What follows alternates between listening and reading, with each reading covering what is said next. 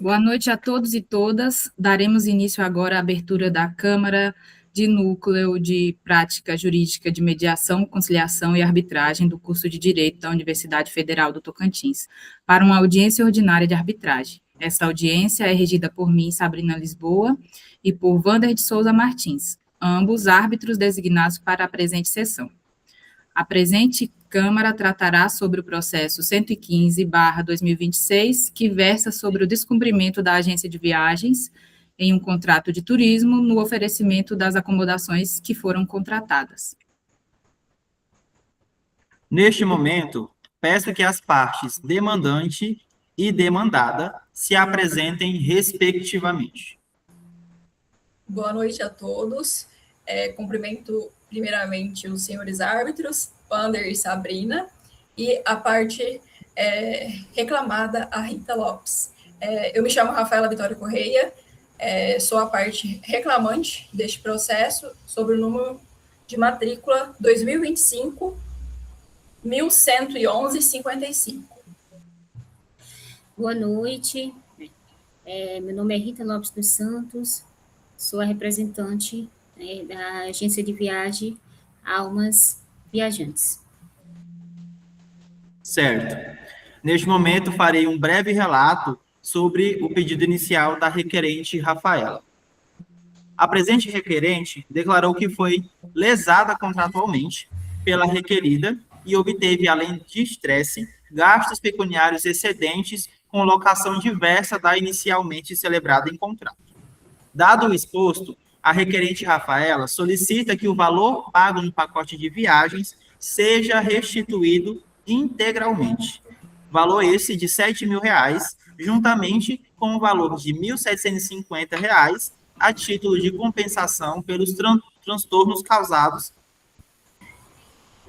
devido ao problema, que são pontuados no item 4.1 do contrato firmado entre as partes.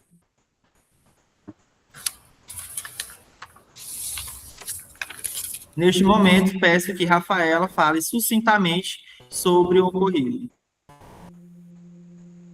Excelentíssimos, no dia 3 de janeiro de 2025, eu e meu esposo decidimos procurar uma agência que nos auxiliasse a encontrar um lugar para a gente poder viajar.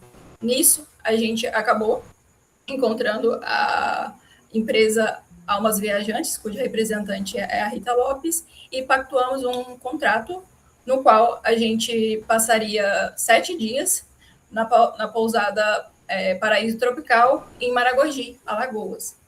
Só que no dia 22 de julho de 2025, que a gente chegou à pousada para fazer o check-in, eles relataram para a gente que não havia sido feita nenhuma reserva em nosso nome. Com isso, imediatamente a gente tentou contatar a Rita, né, pelo canal de comunicação mais rápido que a gente tinha no momento, que era o WhatsApp, e também foi o meio que a gente se comunicou, que ela nos enviou o comprovante do voucher, né? Só que, infelizmente, não estava registrado lá a nossa reserva. Com isso, por fim, a pousada informou para a gente que não tinha mais possibilidade de a gente ficar alocado naquele hotel. Com isso, a gente procurou outra pousada, só que com isso ficou o nosso prejuízo, porque a gente pagou pelo pacote e a gente não usufruiu em nenhum momento do que a gente comprou. Certo. Neste momento, eu vou fazer um breve resumo a respeito da contestação da senhora Rita. A requerida nega a quebra de contrato, alegando ter agido de boa-fé, e afirma que, segundo a lei, a responsabilidade dela, como empresa de agência de viagens, é apenas intermediar os serviços turísticos, e não a execução efetiva dos mesmos. E ainda pede indeferimento por falta de provas sobre a sua suposta má-fé, se negando a arcar com os custos exigidos pela requerente. Solicito um breve relato da requerida Rita.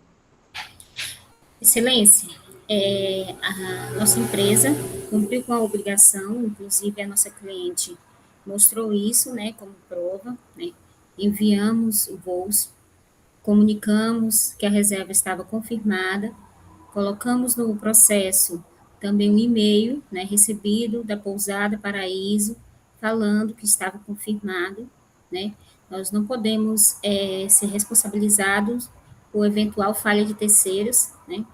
E em relação aos prints, temos, né, pela jurisprudência a doutrina, que reconhece que provas digitais devem possuir elementos mínimos de confiabilidade, e os prints que foram juntados não têm datas, né, não tem, não dá para saber quais foram os dias que essas mensagens foram enviadas, portanto, eu peço a impugnação desses prints.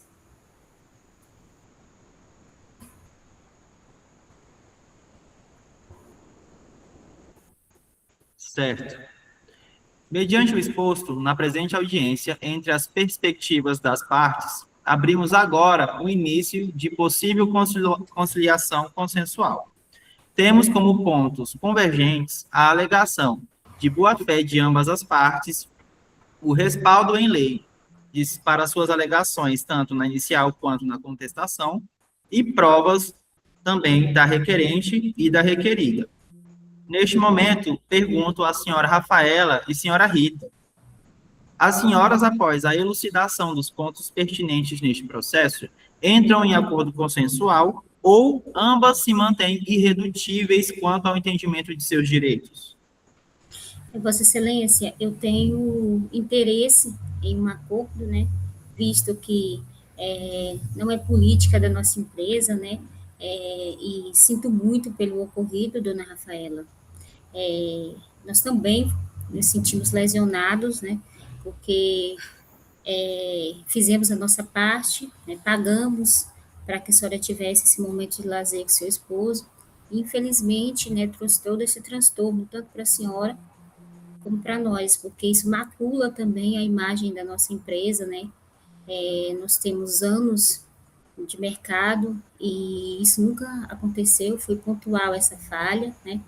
E temos sim interesse de entrar em um acordo melhor possível para ambas as partes, né? Para nós dois, para a empresa e para a senhora.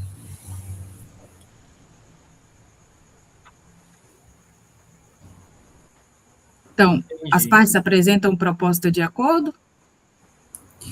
Vossa Excelência, eu tenho uma proposta, né, se a senhora Rafaela se interessar, nós temos alguns pacotes de viagem, de turismo para a região onde ela mora, que é no Tocantins, na região do Jalapão, uns pacotes de turismo de base comunitária, que é passar, né, um período de uma semana dentro dos territórios quilombolas, mais especificamente do Mumbuca, né, tendo essa vivência de base, conhecendo a comunidade, sua rotina, sua vivência, seu modo de resistência, e também tendo acesso a cachoeiras, fervedouros, né, e naquele espaço. Se ela tiver interesse, nós temos interesse em ofertar para ela esses pacotes. Certo, senhora Rita. A requerente aceita a proposta? Sim, excelentíssima, eu aceito a proposta, tendo em vista que, mesmo que a empresa Almas Viajantes não tenha responsabilidade, né, não foi porque ela quis, né, o Código de Defesa do Consumidor, nos artigos 14 e 34, relata que a empresa deve ser responsabilizada solidariamente em conjunto com a pousada. Então, eu concordo, e tendo em vista que eu também quero que o processo seja resolvido da melhor maneira possível para ambas as partes, de maneira tranquila e que a gente possa chegar no consenso. Certo. Então, quais seriam as datas para ficar registrado da viagem que vai ser paga pela senhora Rita à senhora Rafaela? Vossa Excelência, nós temos pacotes, e aí a senhora Rafaela pode escolher qualquer data, né, no julho, agosto e setembro, que são os meses que não chove e é mais interessante ir para essa região, né? E a alta é em julho, né? Senhora Rafaela, a senhora tem alguma preferência de data? Eu gostaria de realizar a viagem no dia 1º a 7 de julho. Se a... Concorda, senhora Rita? Sim, sim. Então, fica acordado que o processo vai ser resolvido por acordo, que o objeto do acordo será um pacote de viagem de 7 dias para o Jalapão, do dia 1º ao dia 7 de julho de 2026. As partes estão de acordo? Sim, Excelência. Sim, excelentíssima, eu concordo.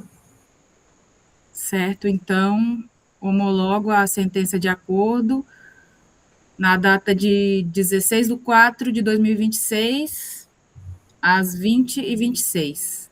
Assim, a sentença arbitral produz, entre as partes e seus sucessores, os mesmos efeitos da sentença proferida pelos órgãos do Poder Judiciário e, sendo condenatória, constitui título executivo nos termos do artigo 31 da Lei 9.307, de 23 de setembro de 96.